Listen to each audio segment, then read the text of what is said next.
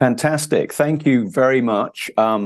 Thanks to Climate Action Live for inviting us here today. And Franco, wonderful seeing you run that focus group with our citizens and consumers. Lots of very interesting stuff for us to talk about and think about. So today, what I'd like to do is introduce our expert panel. They're all in the business world and somewhat in the world of academia.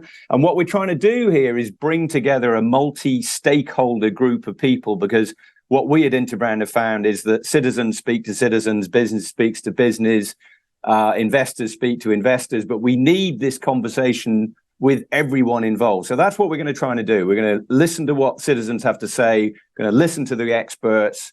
We're going to actually have another clip from a company coming up after us, and then we're going to go back to the citizens to see from them whether they're impressed by the sorts of things our panel have said today. So very briefly, we've got a fantastic panel. Let me start with April Crow. April is with a business called Circulate Capital. They're in the circular economy, they're investment business, and they are looking for investment opportunities to show larger investors that money can be made in the world of sustainable packaging and plastics. We also have Dr. Victoria Hirth. She's an independent, what she calls a pracademic, which is not a word. You can tell I'm struggling with that one. Not a word that I'd heard before, but she's somewhere between the world of academia. She's a fellow at the Cambridge Institute of Sustainability and a practitioner for impact investment funds and corporations. So Victoria, thank you very much for joining us. We have Jenny Wassenaar, and Jenny is the Chief Sustainability Officer for a business called Trivium Packaging. They're one of the largest packaging businesses in the world, and they specialize in metals. And I know Jenny's going to tell you that metal is a very good substance to produce packaging from because it is so sustainable. So I'd like to start really by asking the question, and I'm going to go, I think, to April first. What struck you about what our citizens and consumers were saying? Were there any surprises there for you? Anything that you picked up on that we might talk about on this panel?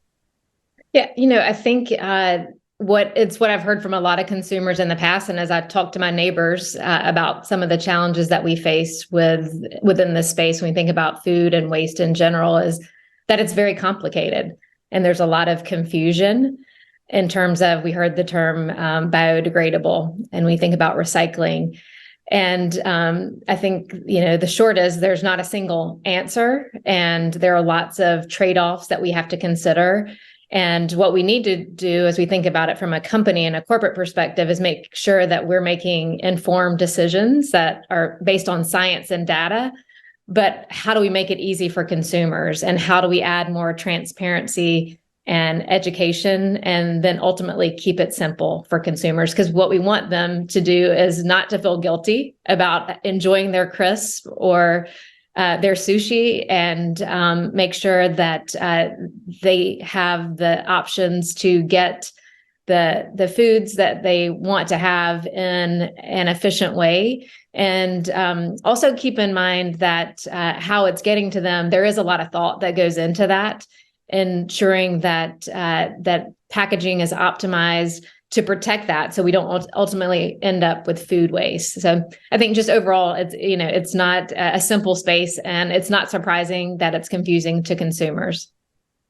So April, that's great. And I know you work on sustainable packaging solutions on plastics, etc. But what do we say to the fact that plastics are still increasing in vast amounts? I mean, the latest facts I've seen are that the amount of plastic in the world is going to increase 25% by the year 2030. We're trying to cut back on plastics because we know how bad they are for the planet and for climate.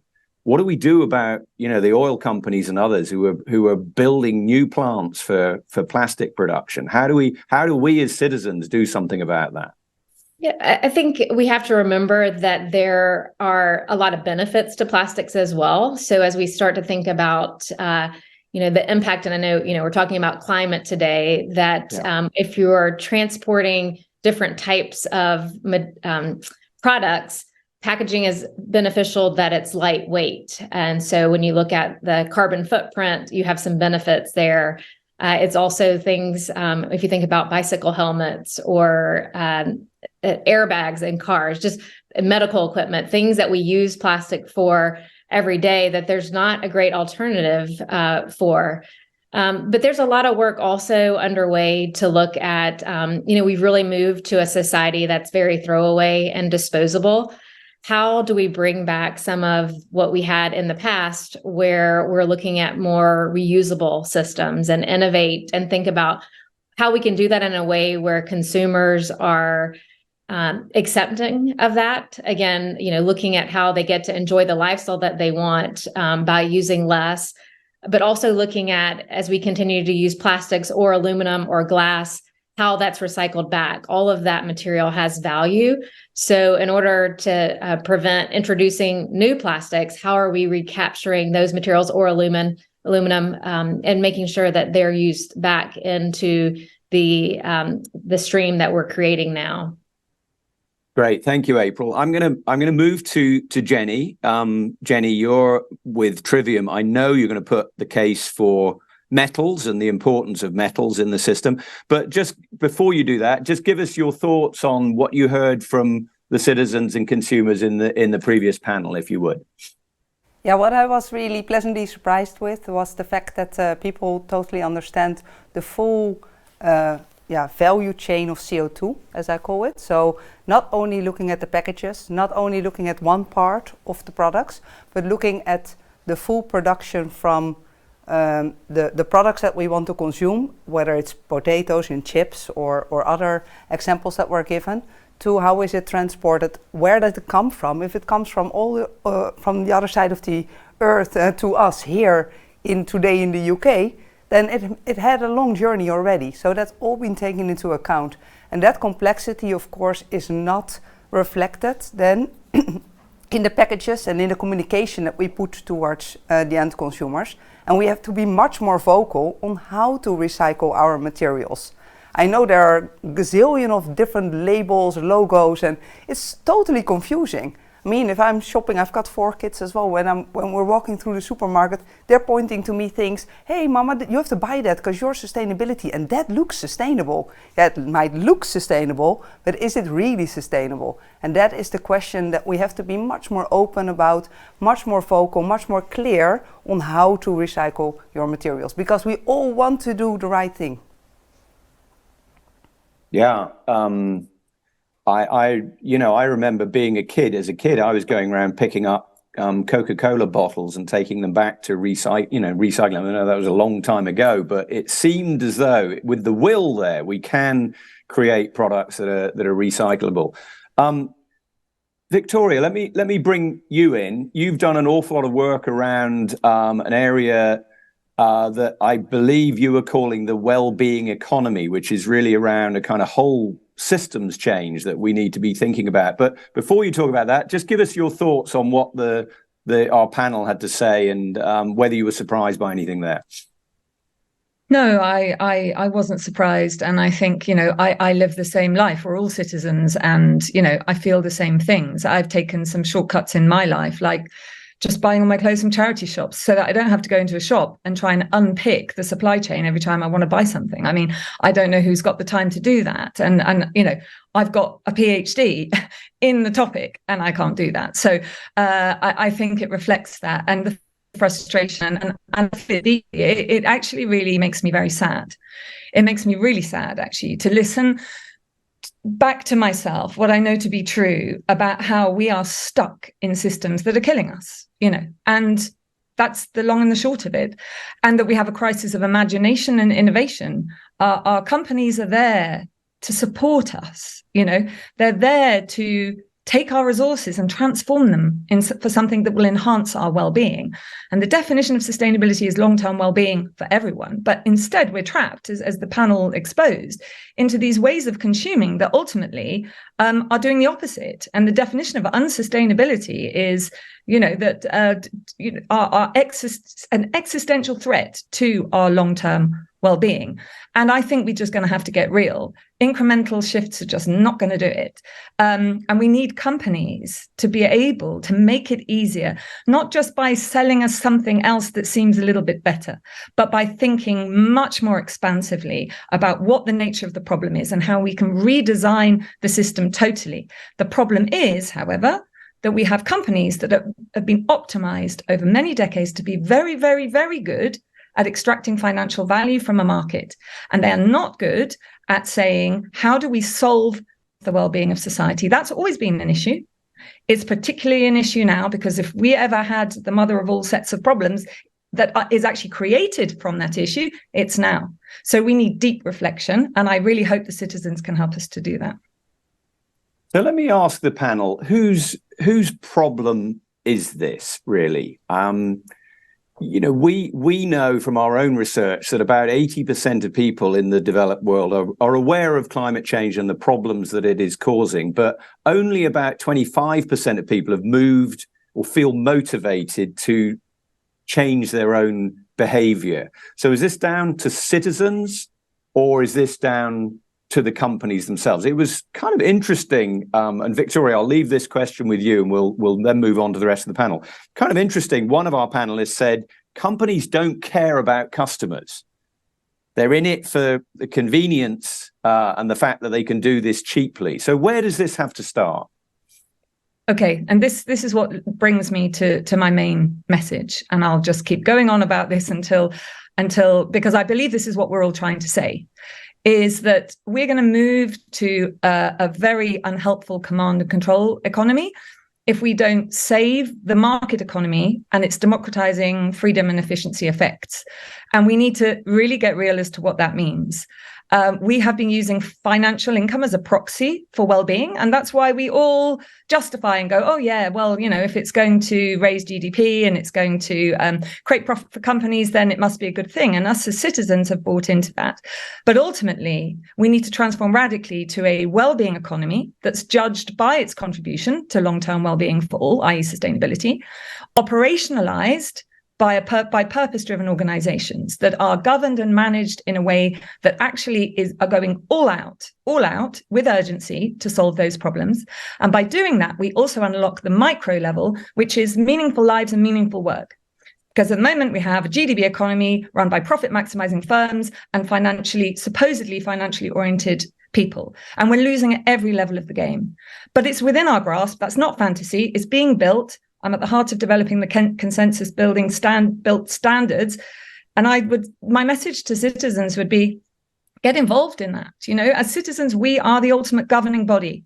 So we need to get clear about what it is to govern. And that is what it is to be a citizen. And by doing that, we can enable governments to govern the well-being economy through purpose-driven organizations, and therefore enable the executives and governing bodies in companies to be able to unlock meaningful work, and most importantly, to use that to innovate urgently the big scale changes. Because I think we have a deficit of trust because that's not working. And when we hear that sort of what you started out there with, Charles, that's the issue we have. And why do we have a deficit of trust? Because we're saying, yeah, we act in your interest, but only if it makes us as much money as possible. We are never going to solve the problem if we stay there. So we need leaders to lead, because otherwise, by the way, companies are going to drown in bureaucracy, number one, and B, we won't have a market economy. So I think we have a choice. And my role is to help us to see that actually we're all asking for this, because I truly think we are.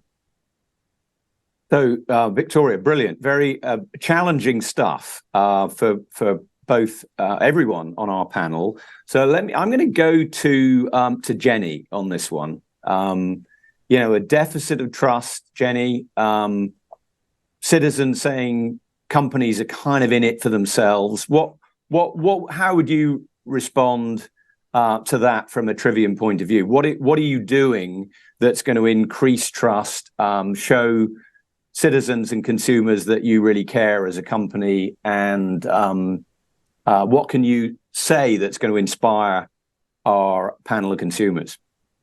Yeah. That's a question for over to Jenny. Yeah, thank you. Okay, yeah. So I always look at what's in the span of your own control and what is more outside of your direct control. What is in my what's in my direct control is that I make 100 million metal packaging items every single day in our factories.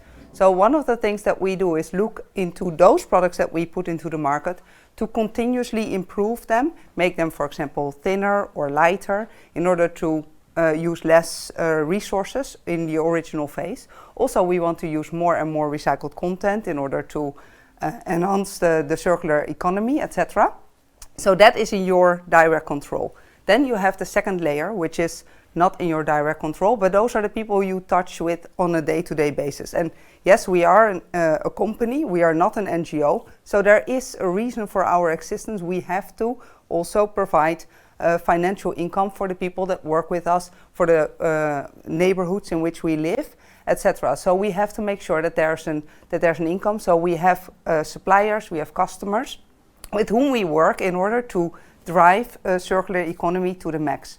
Now, one of the things that is extremely difficult is, of course, to then influence the wider society with your messaging. Now, one of the things that's extremely important to understand is that the metal that we put into the market is infinitely recyclable. So it can come back into a bike or into a car or into a part of a building or something like that. And then in years' time, it can be used again and again and again. And I think these kind of messages, we are not yet very clear, and that's something that we as an industry actually have to address and have to change. So we have a logo that says metal recycles forever. But if I would ask that to the panelists that are in the room here with me, do you know what that means? They wouldn't know. They would not know what to do with the packages. So we have to work much more on the educational side of our materials, making sure that people understand how to deposit your materials. And at least the good thing of metal is that it will be recycled even if you would put it in a generic trash, because it has a value.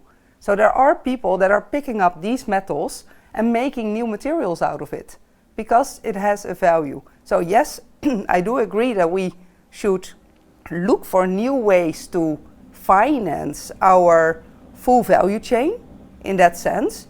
But we also have to look at what is the end product that you're left with. Is it trash? Is it something that I cannot use anymore?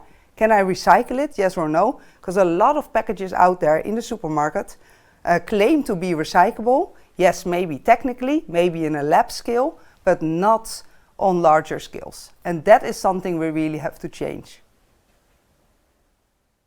Yeah, I'm glad you said that, Jenny, because when I first started speaking, I know your CEO, when I was speaking to him, I had no idea the benefits of metals. I mean, I had really not thought about it. And I've been in this business for some time now, and I had not I'd seen metal packaging as a little old fashioned, and therefore perhaps, plastic being, yeah, there you go. Thank you. I'm allowing you to promote your products, but I had not thought about it, if I'm honest. So I do think that there is a role for your industry to get out there with others, and that we do get real clear information out to the public about the benefits of certain products, and that we're all a little more honest. I know it's difficult for companies who have a particular product or service that they're pushing, but it's creating mass confusion out in the marketplace. So I don't know quite how we go about doing that, but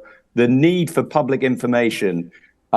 Just in preparing for this panel, where we're talking really about food and waste, I had to go and do my own little piece of research that the food system as a whole apparently creates something like 26% of the world's carbon emissions, which is an enormous amount. Most people don't understand that meat represents about 16%. And so it's, one of the most important things that people can start changing, thinking about changing their diets. But 16% of the carbon emissions coming through meat. And yet we then go to plastics and packaging and that sort of thing, and we're down in about the 4% number.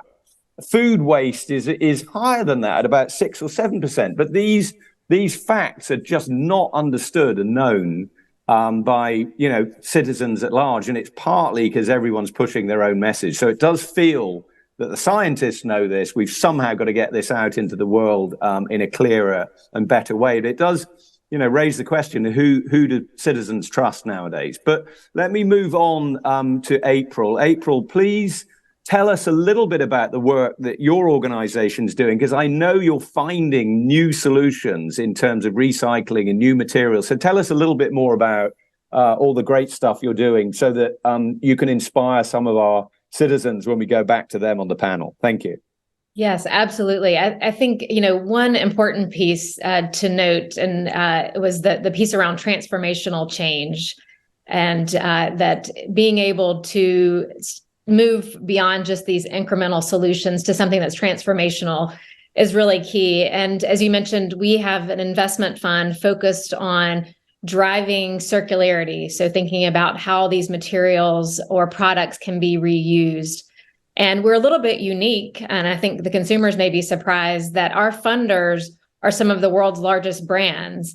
And this is one space where they are really taking off their competition, their gloves in terms of competition, and sitting down together at the table to work on it. So we have Coca-Cola and Pepsi, Unilever, and P&G, those who compete for the consumer's business. But in this space, they realize they have to really work together and determine ways that they can solve the problem. They realize that they are a part of the challenge, and being able to put their money where their mouth is in terms of looking at different types of solutions. So we're looking at upstream in terms of solutions around design. I mentioned refillable, new technologies around refillable options for how you get your products, ways that make it simpler to recycle in terms of collecting that materials, and then around technologies of making sure, it was noted earlier that these materials have value, and the investments we are making are showing that these can have value.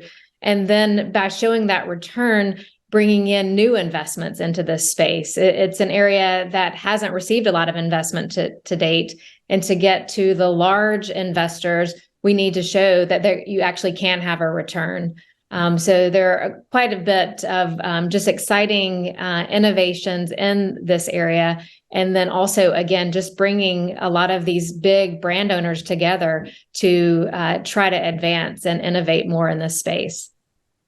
And April, what's the barrier to this not happening faster? Because, we've all known about climate change for many, many years. You say this is kind of early days, as your fund is really trying, or funds are really trying to prove that this is an investable space. What would you like to see companies doing more of, or indeed even citizens doing more of, in order to accelerate this? We all know that we're not moving fast enough on climate. How do we scale this faster is really the big question. I'm sure the things you're doing are fantastic, but we're still seeing, plastic pouring out of factories into oceans. How do we move faster? What would you like to see? Yeah, no, and I think you mentioned it earlier around, we need every sector, we need governments, we need civil society all working together. It's a place where everyone has to lean in. So while we have funding, we also need to create the regulatory environment to support it. We need consumer engagement, all of those. And then the other word you mentioned is scale. That has been the limiting factor to date, is how do you take some of these solutions and really get them to scale, and getting the ecosystem in place that includes all of those, I'll call it the value chain actors together, is key in really getting these solutions on the table, getting them to work. And then again, thinking about it from a transformational perspective, as Victoria mentioned, that, some of what we're investing in is still incremental, and we need to do that to be able to stop the flow of these materials in the environment. But at the same time, we need to have, these entrepreneurs bringing these transformational ideas, these large companies investing in this space to be able to do that. Yeah, there's a sense, certainly in the work that we've done, that citizens don't really trust companies with the planet. There's evidence from Edelman and others to say that corporations are better than politicians and the media, but they still don't trust companies. They think companies put money first and the planet second. They're worried about about greenwashing, that companies aren't necessarily telling the truth. I don't know if that is your experience, or you sense that companies are, dragging their feet on this issue. You've worked, in large corporations in the past, April, some of the biggest. Is that your sense, that companies are still putting money before the planet? Can we trust them? Yeah, no, I think absolutely. They're putting funding behind it. Many of the large corporations now have really strong commitments in this space, and they're trying to meet those commitments. So I think, they're also, again, Victoria's language around trying to look at, the values around and how a company can be sustainable. This is an era where they have to be putting it at the heart of their business if they want their business to be sustainable. Great. Okay, thank you. Victoria, let me come to you. What do we want? More consumer activism? Do we want consumers and activists on the streets, or do we want more regulation? And we've seen in the packaging field and the plastics field, the EU doing a lot to. And I have to say, I don't know if corporations are in, behind the regulation, whether they're trying to slow down the regulation. April, I'm sure, knows the answer to some of that. But what do you want to see? More regulation, or more activism, or more of both? Okay, so we definitely need more and less regulation. So the problem that we have is that we are fumbling through we've got a whole load of issues in the cupboard that we've created, and climate is just one, but there are about 12. And every scientist I've spoken to people from soil or water that can't talk about the data without crying, because this is how bad these are, and they're equivalized, right? So in the cupboard, and we're letting out climate because we think we can shoehorn it into business as usual and everything can carry on as it is. And then we're asking essentially businesses to change their whole business model and their whole value chain to climate. And then we'll say, oh, now we'll let biodiversity out. And we're going to do this for every single 12 of them.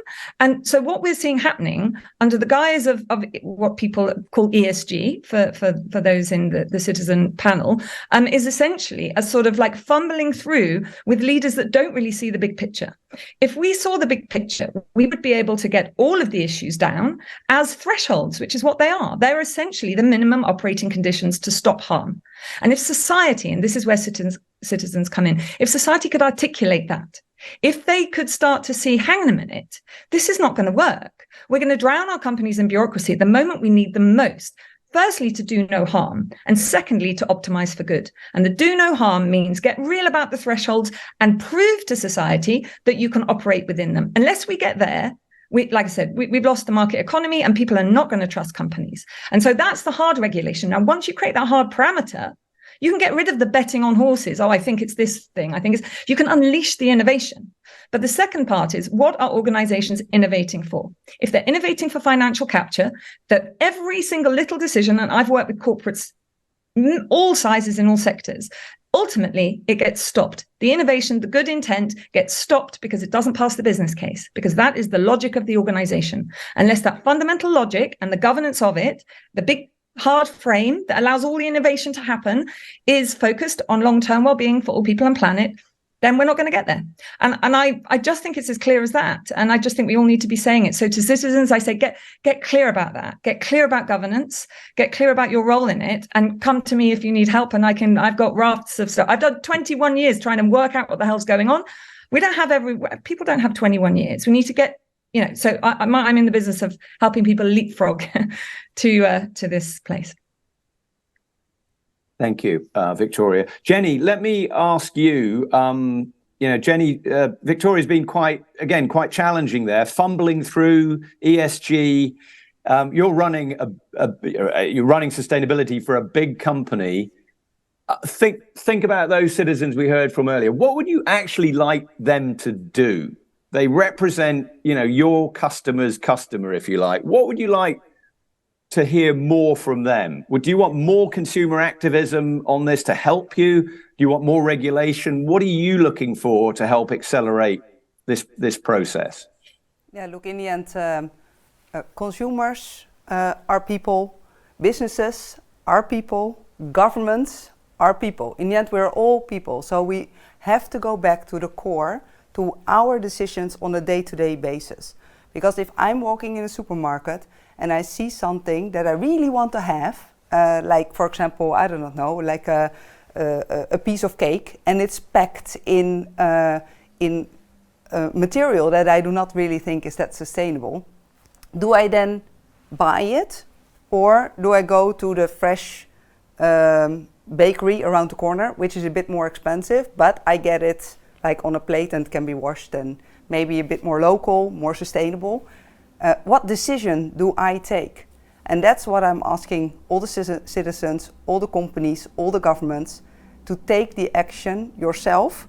So yeah, change begins with me. That's what I always say. It's not me in the sense of me in a role here or in working for a company. No, change begins with you. For everybody here in the room, everybody in the online room, you can make those changes. And if you're stepping up and if you say, this is what I want and this is what I'm not going to buy because I don't think or I don't trust that that's really sustainable, then you will see the change coming through. And certainly if you start talking about it, talk about your decisions, talk about why did you purchase what you purchased? Did you purchase it because you just liked it, or did you think of it extra? When I bought these clothes, I always buy secondhand. I'm proud of that. I talk about it. Those are decisions that you make. Those are decisions that you can take every day. And through that, you make sure that these wheels get into motion, because businesses will respond to the needs of the end consumer in the end. Yeah, and then regulations can come and they help, and that's fantastic. And I want faster regulations. So now and then, all these legislations that are popping up left, right, and center. I wish there was one world government that could make these decisions. That's not the case as well. So we only can come to finally this peace one day, why we're here for, climate action. We can only get there if everybody takes their own action and talk about it, be vocal. Because then people understand why you do it, and maybe you can get people along with you. Hopefully, yeah. Jenny, that's a wonderful way to end. Change does begin with us, and let's sort of start there. This should be a no blame culture. We're all conflicted. We've all caused this problem, and we need to draw a line under people pointing fingers and the blame game. If we all take the decision to make progress on this issue, I think we can really get a long way. So thank you so much for all our panelists. What a wonderful discussion, quite spirited. We had a little bit of disagreement and some great topics that came up.